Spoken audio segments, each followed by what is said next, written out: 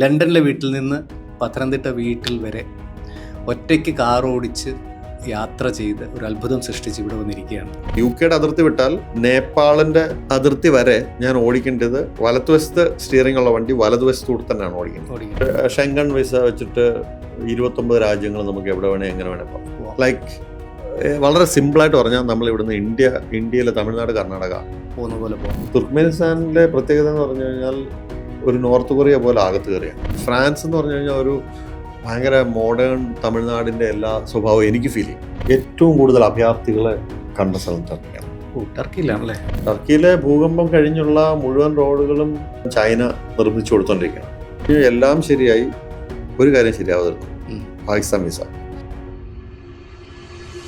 Welcome to ABC Talks. This video is powered by Chemanur International Jewelers. ഞങ്ങൾ ഒരുമിച്ച് ഒരേ കോളേജിൽ പഠിച്ചതാണ്. ജേർണലിസ്റ്റ് ആകുകയും കൈരളിയിൽ വർക്ക് ചെയ്യുകയും പിന്നെ BBC വർക്ക് ചെയ്യുകയും ഒക്കെ ചെയ്ത് ലണ്ടനിലേക്ക് ഞങ്ങൾ ഇവിടുന്ന് ഓടിച്ചു വിട്ടു. അവിടത്തേക്ക് കുടിയേറി പാർത്തു. ഇപ്പോൾ സിനിമ പ്രൊഡ്യൂസറാണ്. അങ്ങനെ വിശേഷണങ്ങൾ ഒരുപാട് പറയാനുണ്ട്. ഈ ലേറ്റസ്റ്റ് പേട്രിയോട്ടിൻ്റെ പ്രൊഡ്യൂസർമാരിൽ ഒരാളാണ്. ഏകദേശം 4-5 സിനിമകൾ അദ്ദേഹം പ്രൊഡ്യൂസ് ചെയ്തിട്ടുണ്ട്.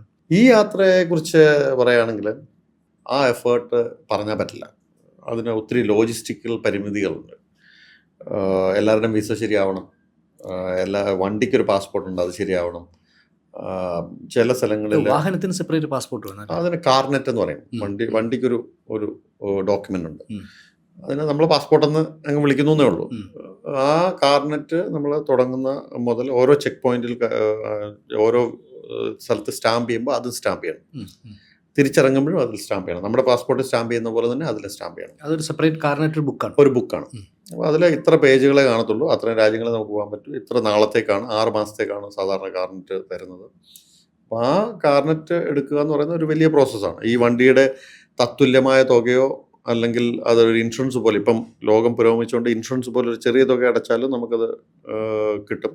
ഫുൾ തുക കെട്ടിവെക്കുകയാണെങ്കിൽ റീഫണ്ട് ചെയ്യും ഈ യാത്ര കഴിഞ്ഞ് ഈ ബുക്ക് തിരിച്ചു കൊടുക്കുമ്പോൾ. എന്ന് വെച്ചാൽ ഈ വാഹനം ഈ രാജ്യത്തൂടെ സഞ്ചരിക്കുമ്പോൾ എന്തെങ്കിലും അപകടമോ മറ്റോ ഉണ്ടായാൽ ഉണ്ടാകുന്ന കോമ്പൻസേഷൻ ആണോ ഈ ഒരു? അല്ലല്ല, അതിനൊക്കെ നമ്മൾ ഇൻഷുറൻസിൽ തന്നെ കവർ ചെയ്യും. ഈ ഒറ്റയ്ക്കൊരു യാത്ര എന്നുള്ളത് എൻ്റെ മനസ്സിലുണ്ടായിരുന്നെങ്കിലും പലരും ഇത് ഞാൻ അനൗൺസ് ചെയ്തപ്പോഴത്തന്നെ ജോയിൻ ചെയ്യാൻ വേണ്ടി ബന്ധപ്പെട്ട് തുടങ്ങി.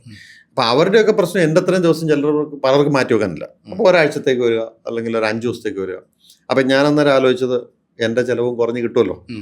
അന്നത്തെ ഒരു സാഹചര്യത്തിൽ ഹോട്ടല് അല്ലെ അക്കോമഡേഷൻ ബാക്കിയുള്ള കാര്യങ്ങൾക്ക് ഒക്കെ ഒരു പ്ലസ് ഞാനൊരു ചാരിറ്റിക്ക് വേണ്ടിയാണ്, ഫണ്ട് റൈസ് ചെയ്യാൻ വേണ്ടിയാണ്.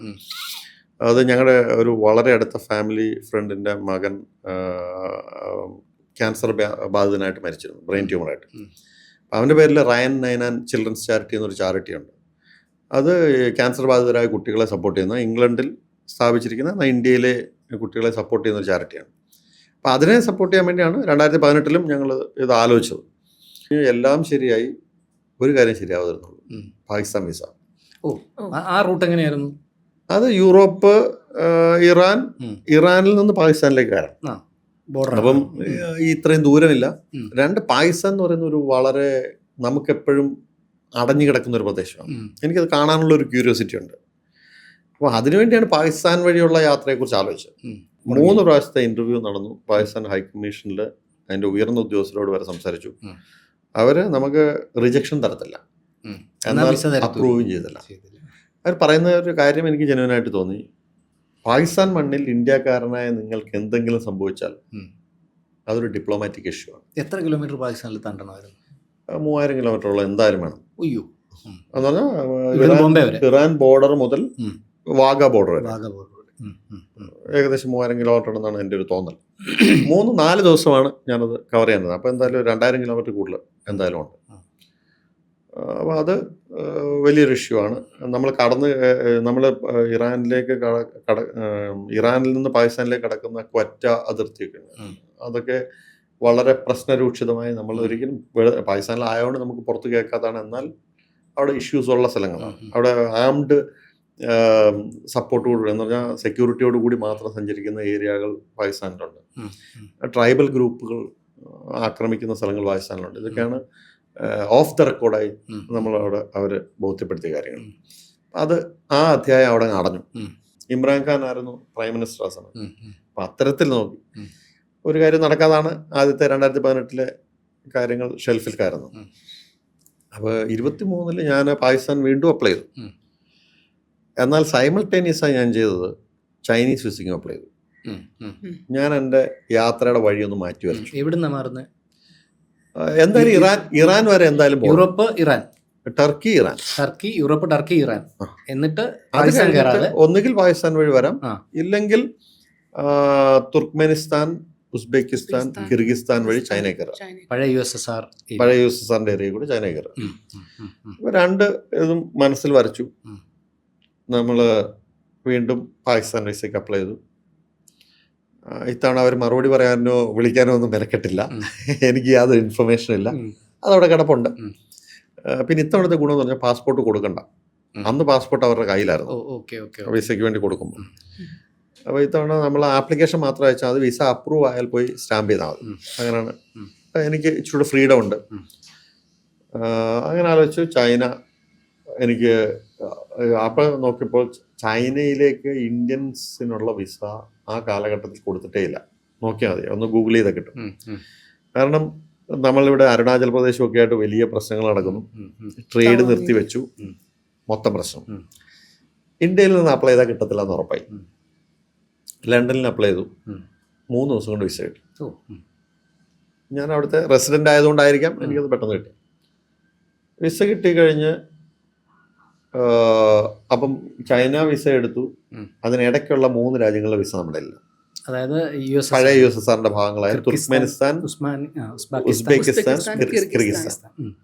ഈ 3 സ്ഥലങ്ങള് നമ്മൾ ഒരു ഏജന്റിനെ തപ്പി കാരണം ലാംഗ്വേജ് എന്ന് പറയുന്നത് ഒരു രക്ഷയില്ല. ഇവര് നമ്മളൊരു മെയിൽ അയച്ചാൽ തന്നെ 3 ദിവസം കഴിഞ്ഞാൽ റിപ്ലൈ വരുന്നത്. കാരണം അവരെ ഇത് ആരെങ്കിലും കൊണ്ട് ഇനി ഗൂഗിൾ ട്രാൻസ്ലേറ്റർ ഉണ്ടോ ഇല്ലയോ എന്ന് പോലും എനിക്ക് സംശയം ഉണ്ടാവും.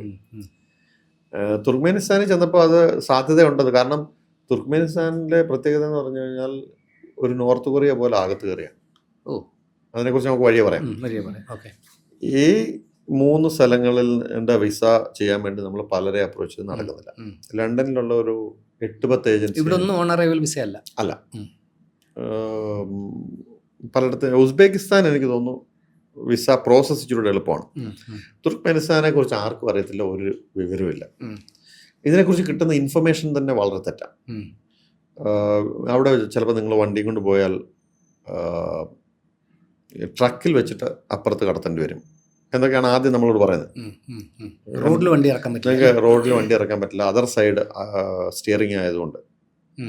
പറഞ്ഞാൽ ലണ്ടനിലെ അതിർത്തി വിട്ടാൽ, അല്ല UK അതിർത്തി വിട്ടാൽ നേപ്പാളിൻ്റെ അതിർത്തി വരെ ഞാൻ ഓടിക്കേണ്ടത് വലതുവശത്ത് സ്റ്റിയറിംഗ് ഉള്ള വണ്ടി വലതുവശത്തൂടെ തന്നെയാണ് ഓടിക്കേണ്ടത്.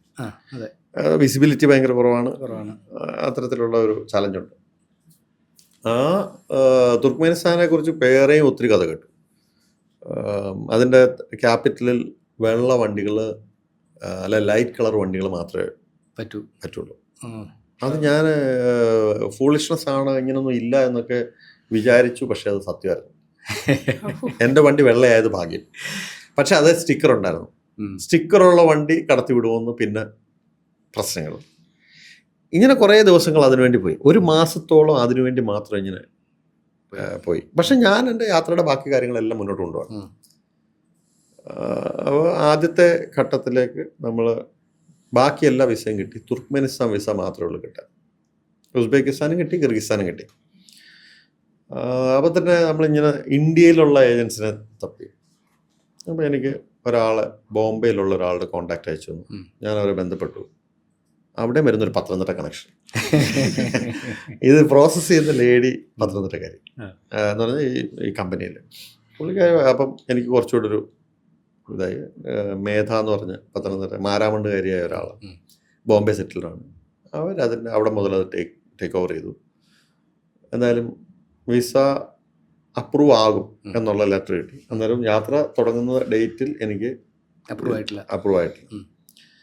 യാത്ര തുടങ്ങുന്ന ദിവസം ഞാൻ തീരുമാനിച്ചു ഞാൻ എന്തായാലും അന്നേരം കാർനെറ്റ് വന്നിട്ടില്ല. കാർനെറ്റിന് അപ്ലൈ ചെയ്തു, പൈസ കെട്ടിവെച്ചു. പക്ഷേ എൻ്റെ കയ്യിൽ ആ ബുക്ക് വന്നിട്ടില്ല. അതിന് ഇന്ത്യയിൽ നിന്നൊരു പെർമിഷൻ കിട്ടണം. ഞാൻ ഇന്ത്യയിലേക്കാണ് പോകുന്നത്. ഞാൻ ഇന്ത്യൻ പാസ്പോർട്ട് ഹോൾഡറാണ്. അതുകൊണ്ട് തന്നെ ഇന്ത്യയിലുള്ള എംമാർ അതവിടെ ടേബിളിൽ വെച്ചേക്കാം, ഹോൾഡ് ചെയ്തിരിക്കാം. വണ്ടി U K registration, UK registration വണ്ടി, ഓടിക്കുന്നത് ഇന്ത്യൻ പാസ്പോർട്ടാണ്. അതുകൊണ്ട് ഇന്ത്യയിലേക്ക് അങ്ങനെ വരുന്നതിന് കുറച്ച് നൂലാമാലകളുണ്ടെന്നാണ് അവർ പറയുന്നത്. എന്തായാലും ഞാൻ അവ എൻ്റെ UK യിലുള്ള ഏജൻറ്റിനെ വിളിച്ചു. അവർ പറഞ്ഞു കുഴപ്പമില്ല, അത് ശരിയാവും, അതിന് കുറച്ച് പ്രോസസ്സിംഗ് ഉണ്ട്, ചിലപ്പോൾ നിങ്ങൾക്ക് ഒരു കുറച്ച് പൈസയും കൂടെ കെട്ടി വെക്കേണ്ടി വരും. അപ്പം നമുക്ക് ഉറപ്പായി എന്തായാലും കുറച്ച് പൈസ കൂടെ കെട്ടി വെച്ചാൽ പ്രശ്നം കഴിയുമല്ലോ. ഞാൻ എൻ്റെ ലണ്ടനിലെ വീട്ടിൽ നിന്ന് ഏകദേശം 100 മൈൽ ദൂരെ ഒരു പോർട്ടുണ്ട്. അവിടെ നിന്നാണ് കലായി എന്ന് പറഞ്ഞാൽ ഫ്രാൻസിലെ അവിടേക്ക് പോകാനുള്ള ഒരു പോർട്ടുണ്ട്. അവിടേക്ക് ഡ്രൈവ് ചെയ്യുന്ന സമയത്താണ് അരുണ് അവിടെ വരെ എന്നെ അക്കമ്പനി ചെയ്യുന്നുണ്ട്. UK തന്നെ ആയതുകൊണ്ട് അവിടെ നിന്ന് ട്രെയിൻ കൊണ്ട് തിരിച്ചു വരാൻ പറ്റും. ആ വഴിയിലാണ് ഞാൻ എൻ്റെ വീട്ടിൽ പോലും കാര്യമായി ഇന്ന് തുടങ്ങുകയാണെന്ന് പറയുന്നത്. വീട്ടിൽ ഞാൻ യാത്ര ഇങ്ങനെ ശ്രമിക്കുന്നുണ്ടെന്ന് പണ്ട് മുതലേ അറിയാം. അങ്ങനെയുള്ള എൻ്റെ ആ വഴിയിൽ നമ്മുടെ ഏറ്റവും അടുത്തത് കുറേ സുഹൃത്തുക്കളെ വിളിച്ചു. എന്നിട്ട് ഞാൻ അവിടെ നമ്മുടെ ഒരു ട്രെയിനിൽ കയറ്റി വെച്ചിട്ടാണ് ഫ്രാൻസിലേക്ക് ഇംഗ്ലണ്ടിൽ നിന്ന് പോകുന്നത്. ഒരു 40 മിനിറ്റ് ട്രെയിൻ ജേർണിയാണ്, ഒരു ടണലിൽ കൂടെ. വണ്ടി ട്രെയിനിൽ കയറ്റണം, അവിടെ വെച്ചിട്ടാണ് അവിടേക്കാണ്. ബാക്കി എല്ലാ ദൂരവും നമ്മൾ ഓടിക്കുകയാണ്. പക്ഷെ എനിക്ക് ഫെറി ഉണ്ട് വേണമെങ്കിൽ, എന്നാൽ ഇതൊരു ലാൻഡിൽ കൂടെ തന്നെ പോകുന്നു എന്നുള്ളൊരു ഫീലിന് വേണ്ടിയാണ് ഞാൻ ട്രെയിൻ ബുക്ക് ചെയ്തത്. പക്ഷെ അപ്പോഴും എനിക്ക് ആശങ്കയുണ്ട്, കാർനെറ്റിന്റെ പേപ്പർ കൈ കിട്ടിയിട്ടില്ല, ഒരു വിസയും കിട്ടിയിട്ടില്ല. ഞാൻ വിചാരിച്ചു നമുക്ക് അങ്ങോട്ട് പോകല്ലേ, ഒരാഴ്ച സമയമുണ്ടല്ലോ, യാത്ര ചെയ്ത് യൂറോപ്പ് കവർ ചെയ്യാൻ ഞാൻ ഒരാഴ്ച എടുക്കുന്നുണ്ട്. ടർക്കി ഉണ്ട്, എനിക്ക് ടർക്കി മുതൽ മതി, മറ്റേ ടർക്കിയിൽ കയറാനും എനിക്ക് കാർനെറ്റ് വേണ്ട, ഇറാൻ മുതൽ മതി എനിക്ക് കാർനെറ്റ്. അപ്പം അങ്ങനെ തുടങ്ങാമെന്ന് വിചാരിച്ച് അങ്ങനെയാണ് ഞാൻ യാത്ര തുടങ്ങുന്നത്. അപ്പോൾ നേരെ UK യിൽ നിന്ന് നേരെ യൂറോപ്പിലേക്ക് എത്തുന്നു. യൂറോപ്പിൽ പിന്നെ പ്രത്യേകിച്ച് നമുക്ക് വിശേഷങ്ങൾ പറയേണ്ടതൊന്നുമില്ലല്ലോ. UK യൂറോപ്പ് ഏകദേശം ഷെങ്കൺ വിസ വെച്ചിട്ട് 29 രാജ്യങ്ങൾ നമുക്ക് എവിടെ വേണേ എങ്ങനെ വേണേ പോകാം. ലൈക്ക് വളരെ സിമ്പിളായിട്ട് പറഞ്ഞാൽ നമ്മൾ ഇവിടുന്ന് ഇന്ത്യയിലെ തമിഴ്നാട്, കർണാടക പോകുന്ന പോലെ പോവാം. ജസ്റ്റ് എല്ലായിടത്തും ചെക്ക് പോയിന്റ്സ് ഉണ്ട്. നമ്മൾ പുറത്തുനിന്നുള്ളതാണെങ്കിൽ ഫസ്റ്റ് എൻട്രി പോയിന്റ് മാത്രമേ ഉള്ളൂ സ്റ്റാമ്പ് ചെയ്യുന്നത്, ബാക്കി ഒരിടത്ത് സ്റ്റാമ്പിങ് ഇല്ല. ബാക്കിയുള്ള നമ്മുടെ ഇവിടുത്തെ വാണിജ്യ നികുതി ചെക്ക് പോസ്റ്റുകൾ പോലെ ഓരോ ചെക്ക് പോസ്റ്റ്. ഷെങ്കൺ വിസയിൽ പെടാത്ത യൂറോപ്പിലെ ഒരു രാജ്യമില്ല. ഉണ്ട്, ഷെങ്കൺ വിസയിൽ പെടാത്തവരും ഉണ്ട്. നമ്മൾ അതുവഴി യാത്ര ചെയ്യുന്നുണ്ടോ? ഇല്ല, അതുവഴി നമ്മൾ യാത്ര ചെയ്യുന്നില്ല. നമ്മുടെ മിക്കവാറും എല്ലാം നമുക്ക് പോകേണ്ട രാജ്യങ്ങളെല്ലാം ഷെങ്കൺ കൺട്രീസിൽ പെടുന്നതാണ്. അതുകൊണ്ട് അതിനകത്ത് ബോധറേഷൻ. അതെനിക്കൊരു 3 വർഷത്തെ വിസയുമുണ്ട്. അതുകൊണ്ട് അതിനെക്കുറിച്ച് എനിക്ക് യാതൊരു ബോധറേഷൻ. UK താമസിക്കുന്ന ഒരാൾക്ക് എളുപ്പമാണ്. സാധാരണ ഞങ്ങൾ പോയി വരുന്നതാണ്, വിസ ഇങ്ങനെ കിട്ടിക്കൊണ്ടിരിക്കുന്നതാണ്. കാരണം എപ്പോഴേലും ഒന്ന് ഇപ്പം തമിഴ്നാട് പോകുന്ന പോലെ കർണാടകം പോകുന്ന പോലെ ഒന്ന് മാറിപ്പോകുന്ന സ്ഥലങ്ങളതാണ്. യൂറോപ്പിന്റെ ഔട്ട് എവിടെയാണ്?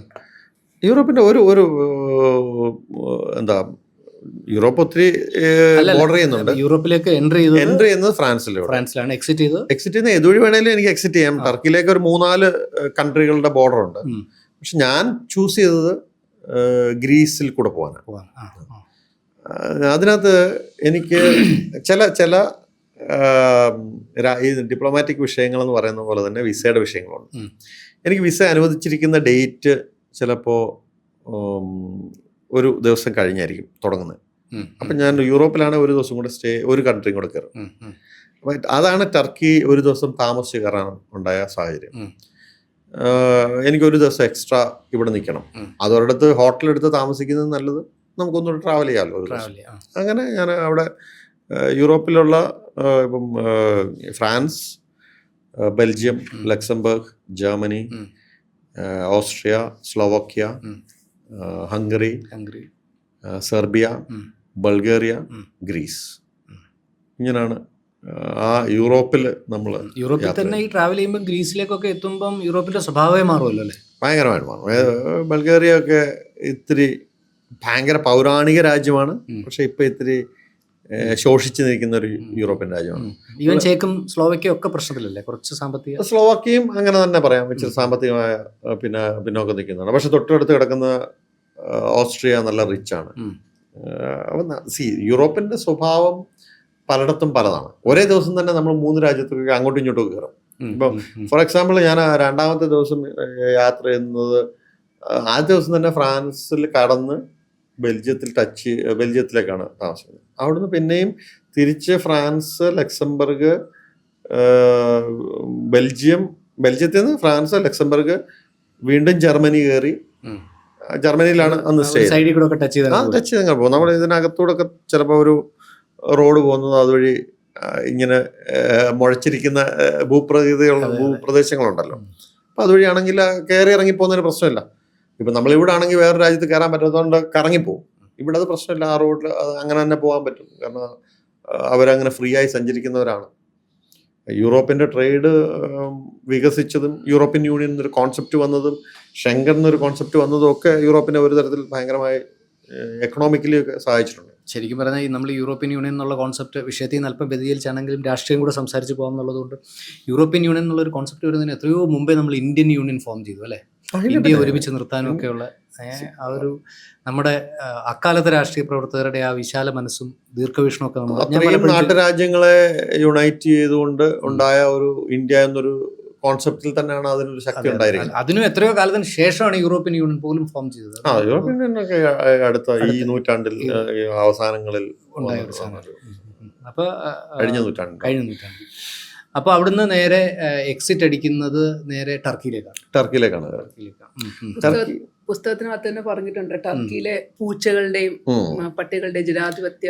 ടർക്കി എന്ന് പറഞ്ഞാൽ നമ്മള് ഓരോ രാജ്യത്തിനും ഓരോ സവിശേഷതയുണ്ട്.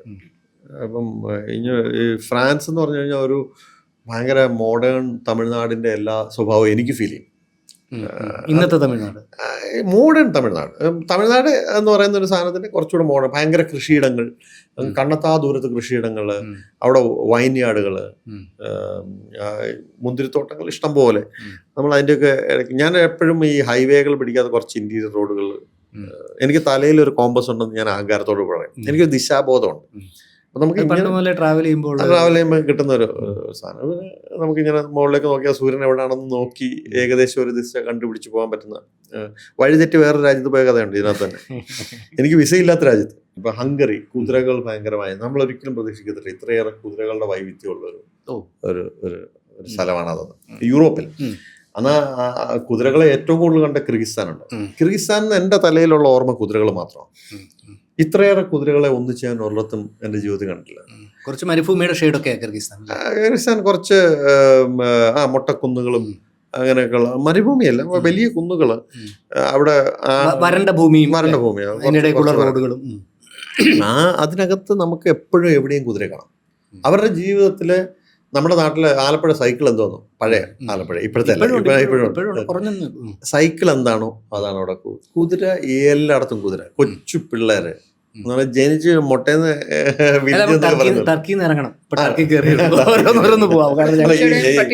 കണ്ടുകളുടെ വൈവിധ്യത്തെ, മൃഗങ്ങളെ കുറിച്ച് ഞാൻ പറഞ്ഞു തന്നപ്പോഴാണ്. ഇപ്പൊ ടർക്കിയില് ഭയങ്കരമായിട്ട് നമ്മൾ യൂറോപ്പ് ആണോ എന്ന് ചോദിച്ചു കഴിഞ്ഞാൽ ഐഡന്റിറ്റി ക്രൈസിസിലുള്ള ഒരു രാജ്യമാണ്. ഏഷ്യയുടെ യൂറോപ്പ്, ഏഷ്യ എന്ന് പറയുന്നത്. ഇപ്പൊ ടർക്കിയിലേക്ക് കടന്നു കഴിഞ്ഞാൽ, ടർക്കി ഞാൻ ഇസ്താംബുൾ പണ്ടും പോയിട്ടുണ്ട്. അതിന്റെ ഒരു ബ്യൂട്ടി എന്ന് പറഞ്ഞാൽ എവിടെ നോക്കിയാലും പൂച്ചകളാണ്. ഇത്രയേറെ പൂച്ചകളെ ഒന്നിച്ച് കാണുന്ന ഒരു സ്ഥലം ലോകത്ത് വേറെയില്ല.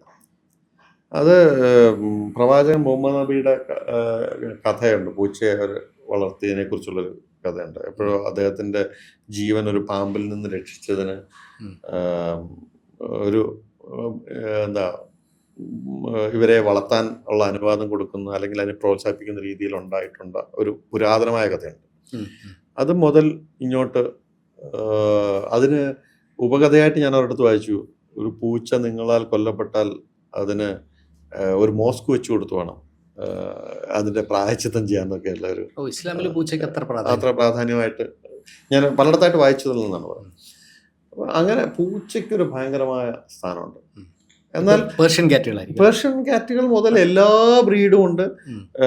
പൂച്ചയ്ക്കുള്ള വെറ്റ് ഹോസ്പിറ്റൽസ് ഉണ്ട് അടുത്ത്, മൃഗങ്ങൾക്കുള്ളത്. എല്ലായിടത്തും ഫുഡ് വെച്ചിട്ടുണ്ട്. ആളുകൾ രാവിലെ വന്നത് ഇങ്ങനെ വെച്ചിട്ട് ഫില്ല് ചെയ്തിട്ട് പോകുന്നു, വെള്ളം ഫില്ല് ചെയ്തിട്ട് പോകുന്നു. അതുപോലെ ഞാനൊരു ശ്മശാനത്തിൽ പോയപ്പോൾ ഇതിനകത്ത് ഈ യാത്രയിൽ കുറേയേറെ ശ്മശാനങ്ങളിലൂടെ ഞാൻ പോയിട്ടുണ്ട്. ഓരോരുത്തർക്കും പ്രത്യേകതയുണ്ട്, അതിനെക്കുറിച്ച് ഞാൻ ആ ബുക്കിൽ എഴുതിയിട്ടുണ്ട്. ഓരോരുത്തരുടെ ശ്മശാനത്തിന് പ്രത്യേകതയുണ്ട്. ചൈനയിലെ ശ്മശാനം ഒരു കൂന കൂട്ടിയിരിക്കുന്ന പോലെയുള്ള ഒരു സാധനം. ഏക്കർ കണക്കിന് സ്ഥലത്ത് നമ്മുടെ ഇവിടുത്തെ കല്ലറ പോലെ കല്ലറ ഇത് വെച്ചിട്ട് അതുണ്ട്. അത്തരം ഇതുണ്ട്. ശ്മശാനങ്ങൾക്ക് ഓരോരുത്തർക്കും ഓരോ ഇത് എല്ലാം കൂടെ ഒന്നിച്ച് കാണുമ്പോൾ ഒരു ഒരു ഒരു ലൈനായിട്ട് നമ്മളുടെ മനസ്സിൽ ഇങ്ങനെ വരും. അപ്പം ഞാൻ ഇപ്പം ഗോവിന്ദൻകുട്ടി ഈ ടർക്കിയിൽ നിൽക്കാൻ പറയുന്നത് ഞാൻ പൂച്ചയെക്കുറിച്ച് സംസാരിച്ചുകൊണ്ട് ഞാൻ കിർഗിസ്ഥാനിലെ കുതിര എടുത്തോട്ട് പോകുന്നതിന്റെ റീസൺ അതാണ്. ഓരോ കൺട്രിയെ കുറിച്ച് ഓർക്കുമ്പോഴും നമ്മുടെ തലയിൽ മൃഗമായിട്ട് കണക്ട് ചെയ്യുന്നത്. ഇറാനിലും ടർക്കിയിലും ഒട്ടേറെ ആട്ടിടയന്മാരുണ്ട്. ആടുകളുടെ ഭയങ്കരമായ കൂട്ടമുണ്ട്.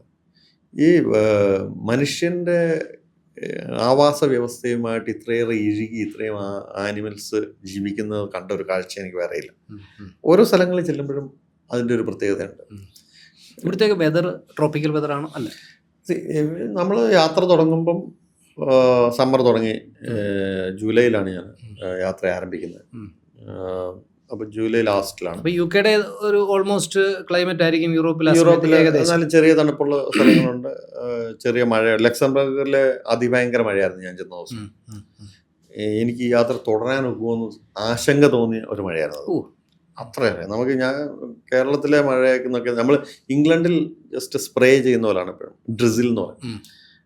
അങ്ങനെ കനത്ത മഴകളിൽ. ലക്സംബർഗിൽ കയറി കഴിഞ്ഞപ്പോൾ തന്നെ വെള്ളം എനിക്ക് വൈപ്പർ ഫുൾ സ്പീഡിലിട്ടിട്ടും കാണാൻ പറ്റുന്നില്ല. ഞാൻ പുതിയൊരു രാജ്യത്താണ്, ഒന്ന് അപ്പുറത്തെ സൈഡിലത്തെ ഡ്രൈവിങ് പരിചയമായി വരുന്നേ ഉള്ളൂ. മരണത്തെ ഭയങ്കരമായി കണ്ടൊരു ദിവസമാണ്, ഭയങ്കരമായി പേടിച്ചൊരു ദിവസമാണ് രണ്ടാമത്തെ ദിവസം. ആ ഒരു 1-2 ദിവസം അടുപ്പിച്ച് മഴയുണ്ട്?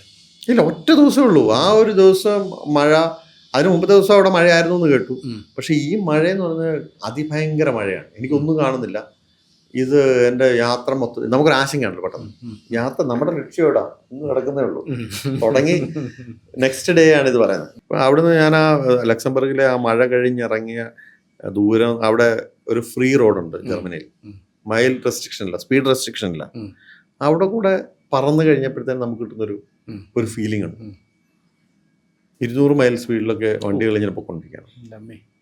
നമ്മൾ കണ്ണടച്ച് തുറക്കുന്നതല്ലേ. അതിൽ തന്നെ എവിടെയോ ഒരു അപകടം ഉണ്ടായി. ഞാൻ അവിടെ നിന്ന് റൂട്ട് മാറിയ ഓസ്ട്രേലിയയിലേക്കുള്ള യാത്ര മുഴുവൻ പാടങ്ങളുടെ ഇടയിൽ കൂടെയുള്ള ഒരുപക്ഷെ ഇനി എനിക്ക് ആ റൂട്ടുകളോ വഴികളോ ഒന്നും ജീവിതത്തിൽ കണ്ടുപിടിക്കാൻ പറ്റത്തില്ലായിരിക്കും. ഞാൻ ഇതിൽ കണ്ടുമുട്ടിയ മനുഷ്യരെ ഒരിക്കലും കാണത്തില്ലായിരിക്കും. അതുപോലെ തന്നെ യൂറോപ്പിൽ ഇത്രയും കൺട്രീസ് കഴിഞ്ഞു വന്നപ്പോൾ അത് ജനങ്ങളുമായിട്ടുള്ള സഹകരണം എങ്ങനെയായിരുന്നു? യൂറോപ്പിൽ നിങ്ങൾ വിചാരിക്കുന്ന പോലെ ജനങ്ങൾ നിങ്ങളിലേക്കോ എനിക്ക് ജനങ്ങളിലേക്കോ ചെല്ലാൻ പറ്റില്ല. എല്ലാവരും അവരവരുടേതായ ലോകത്ത് ഇങ്ങനെ നിൽക്കുന്ന ആളുകളാണ്. അത് ഇപ്പം വളരെ വലിയ സിറ്റികളിലെ ഒരു സിറ്റുവേഷൻ അതാണ്.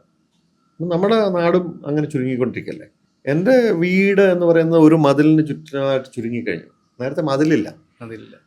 നമ്മളാണ് മതിലുകൾ ഇപ്പോൾ സൃഷ്ടിച്ചുകൊണ്ടിരിക്കുന്നത്. ആ മതിലുകൾക്കകത്തേക്ക് നമ്മൾ ചുരുങ്ങിക്കഴിഞ്ഞു. അതുപോലെ തന്നെയാണ് യൂറോപ്പിലെ അവസ്ഥ. യൂറോപ്പിൽ നിങ്ങളുടെ പേഴ്സണൽ സ്പേസിലേക്ക് ഒരാൾ കടന്നു വരില്ല, ചുമ്മാതെ കടന്നു വരില്ല.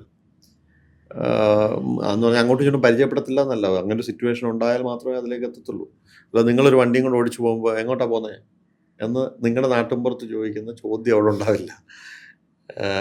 ഇവിടെ അങ്ങനൊരു ഒരു തരത്തിലുള്ള ചോദ്യവുമില്ലാതെ നമുക്ക് ഫ്രീ ആയി സഞ്ചരിക്കാവുന്ന ദിവസം. ചിലപ്പോൾ ഒരു പബ്ബിലോ വൈകുന്നേരത്തെ ഇരിക്കുന്ന റെസ്റ്റോറൻറ്റിലോ ഒക്കെ ആയിരിക്കും ഒരാളെ ചിലപ്പോൾ നമ്മൾ പരിചയപ്പെടുകയോ. ഞാൻ അങ്ങോട്ട് കയറി പരിചയപ്പെടാൻ ശ്രമിക്കാറുള്ള ഒരാളാണ്. കാരണം എനിക്ക് ഈ ആളുകളെ കാണുന്നതും ഈ യൂറോപ്പ് ഒഴിച്ചുള്ള രാജ്യങ്ങളിലെല്ലാം ഞാൻ വണ്ടിക്ക് കൈകാട്ടിയ ആളുകളെ വണ്ടിയിൽ കയറ്റിയാണ്. യൂറോപ്പിൽ അങ്ങനെ ആരും കൈകാട്ടിയിട്ടുമില്ല. കാരണം അതിൻ്റെ ആവശ്യമില്ല. അവർ അത്രയും മറ്റൊരാളിൽ നിന്ന് അകന്നാണ് നിൽക്കുന്നത്. ബൾഗേറിയ എത്ര ദിവസം കൊണ്ട് ക്രോസ് ചെയ്തു? 7 ദിവസം. 7 ദിവസത്തോളം എടുത്തു.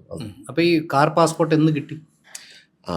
കാറിൻ്റെ പാസ്പോർട്ട് കിട്ടിയത് ഞാൻ അപ്പം യൂറോപ്പിൽ ഒരു ദിവസം താമസിച്ചു, കയറാൻ താമസിച്ചു. കാരണം ഇസ്താംബുളിലാണ് ഈ കാറിൻ്റെ കാർനെറ്റുമായിട്ട് അരുണ വരാൻ പോകുന്നത്, കൊറിയർ സർവീസ്.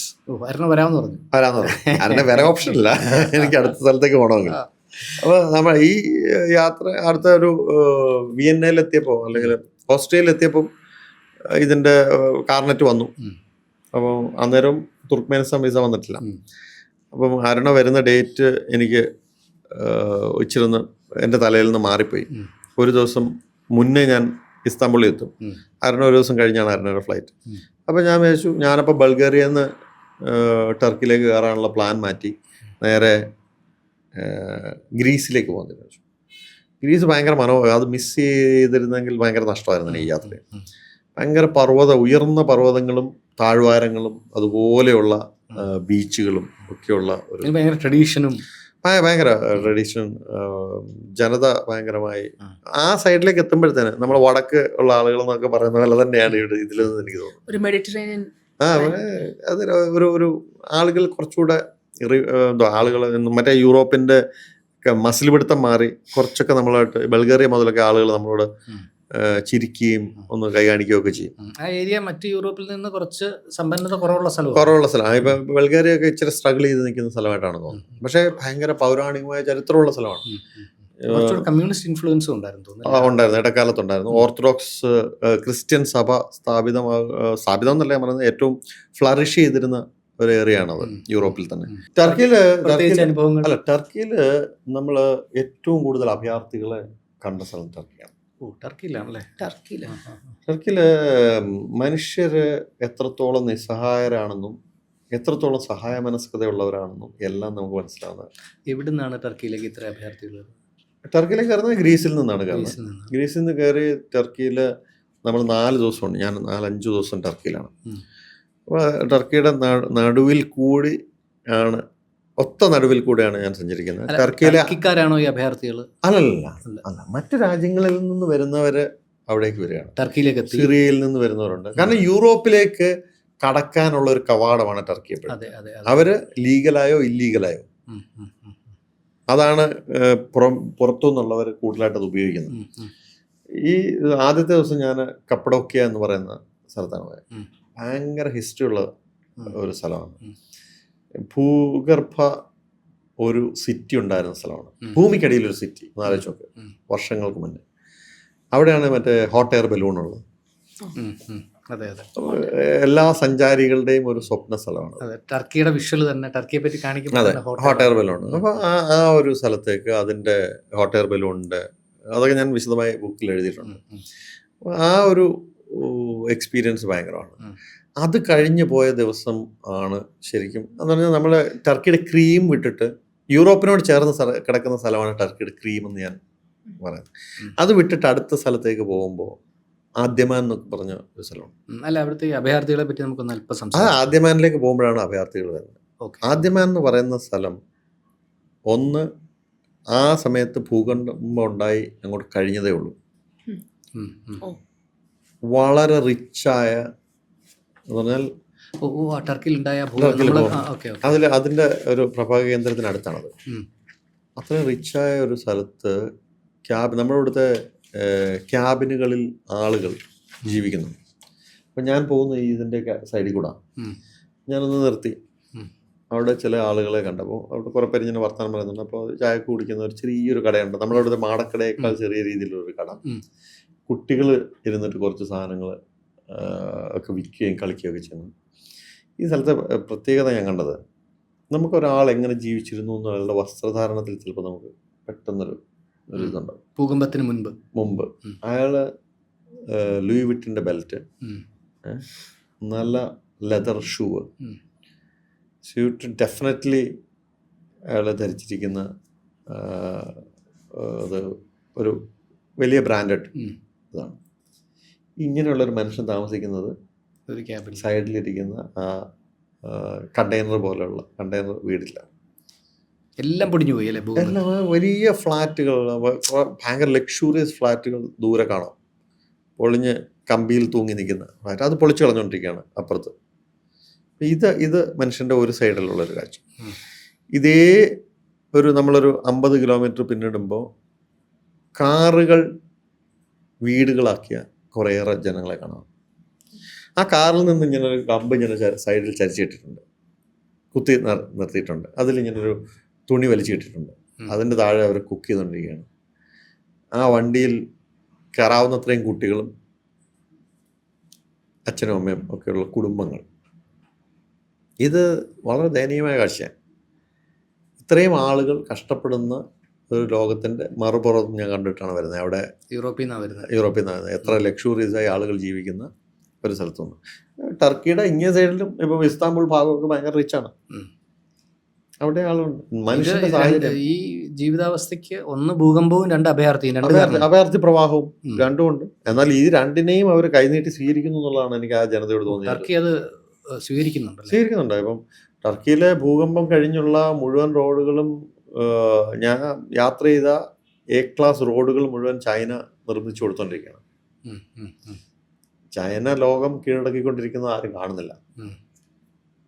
റോഡുകളിലൂടെ അല്ല ഇൻഫ്രാസ്ട്രക്ചറിലൂടെയാണ് ചൈന ഓരോ രാജ്യത്തും കടന്നു കയറുന്നത്. കടന്നു കയറും. ഇപ്പൊ ശ്രീലങ്കയിലെ പോർട്ട് ബാക്കി സാധനങ്ങളെല്ലാം ഉം. ചൈനീസ് നിർമ്മിതമാണ്. ആഫ്രിക്കയിൽ എന്തെല്ലാം വലിയ ഡെവലപ്മെന്റ്സ് ആണ്. ടർക്കിയിൽ എനിക്കത് നേരിട്ട് കാണാൻ പറ്റും. ഉം. ചൈനയിൽ നിർമ്മിച്ചിരിക്കുന്ന റോഡുകളുടെ അതേ ക്വാളിറ്റി. രീതിയിലുള്ള റോഡുകളാണ് അവർ. ഉം. ഞാൻ ഇതിൽ പറഞ്ഞിട്ടുണ്ട്. ഇപ്പം ആദ്യം ചൈനയിലെ റോഡിൻ്റെ കഥ പറഞ്ഞാൽ ഒരു കഥയും കൂടെ പറഞ്ഞിട്ടുണ്ട്. ഈ റോഡുകൾ കഥ പറഞ്ഞുകൊണ്ടിരിക്കുന്നത്. ചൈനയിൽ നിന്ന് ആദ്യത്തെ ഒരു റോഡ് നിർമ്മിച്ചത് ടിബറ്റിൻ്റെ ക്യാപിറ്റലായ ലാസയിലേക്കായിരുന്നു. ഉം. ടിബറ്റ് ഇന്ന് അവരുടെ കയ്യിലാണ്. ഉം. നേപ്പാളിലേക്ക് ഒരു റോഡ് നിർമ്മിച്ചുകൊണ്ടിരിക്കുന്നുണ്ട്. ഉം. ഞാൻ അവിടെ നിർത്തുക. നിർത്തുകയാണ്. ബാക്കി